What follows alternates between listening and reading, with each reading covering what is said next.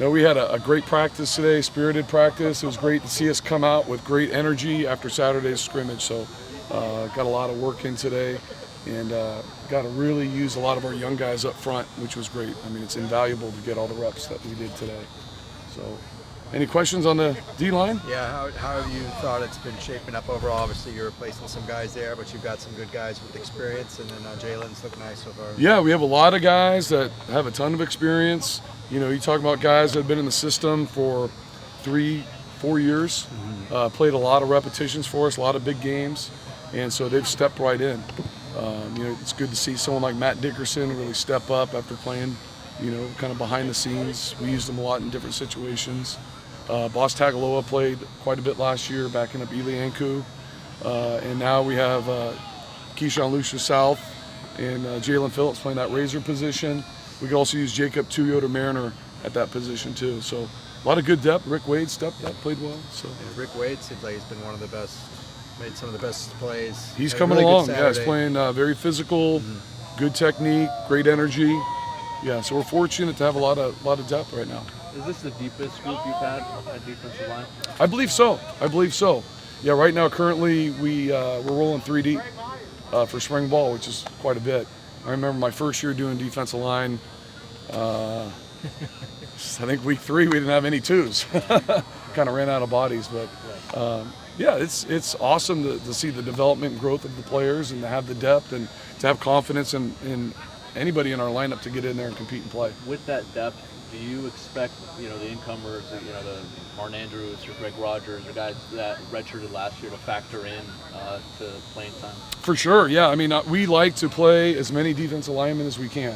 I mean, if we can roll 8, 9, 10 guys a game, that's a huge benefit for us, especially against up-tempo offenses that we face. Keep guys fresh. And, you know, I'm expecting the guys, the freshmen to come in and compete right away also. And, you know, we don't talk about redshirt till the end of the year. So I want to see those guys come in and compete, and as well as the guys that are returning. Are you targeting somebody to kind of take that role that Tack did of the playmaker? The kind of, I mean, obviously you want everybody to make plays, but like. Right, so I mean, we have a position, a defensive end position that's kind of a hybrid position. And we have a variety of guys that are playing it now. But, you know, Keyshawn Lucia South, as I mentioned earlier, Jalen Phillips, Odawa's coming in. Jacob Toyota Mariner plays that position. Rick Wade can play that position. So we have a lot of different guys, and I think we've done a great job of developing our players here.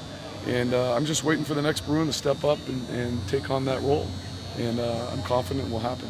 Jalen's obviously coming in here pretty highly touted.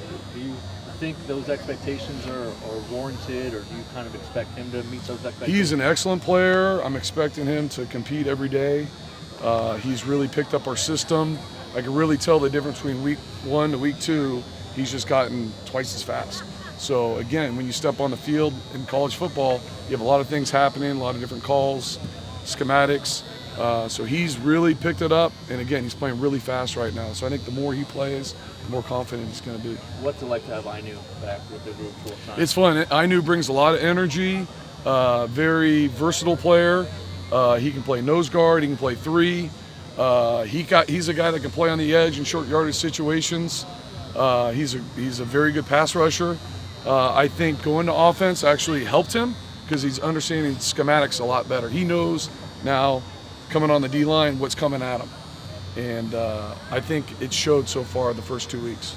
So it's good to see him back. You lose 3 starters on the defensive line, but you mentioned that you have so much depth. So at the end of last season, did you look at kind of those 3 starters and were you disappointed that you had to lose them all? Or were you? Well, no, I'm happy for those guys. Those guys were big-time players for us. Excited about the NFL draft coming next week. That's going to be a lot of fun. I'm actually going to go back to Philadelphia with Coach Mora to watch Tack get drafted, so we're excited about that. But no, I mean, you talk about Jacob. He had over 500 reps last year in a game. Matt Dickerson was 550. Boss Tagaloa was over 300 reps. So you've got Rick Wade was over 300. In fact, he was closer to 400.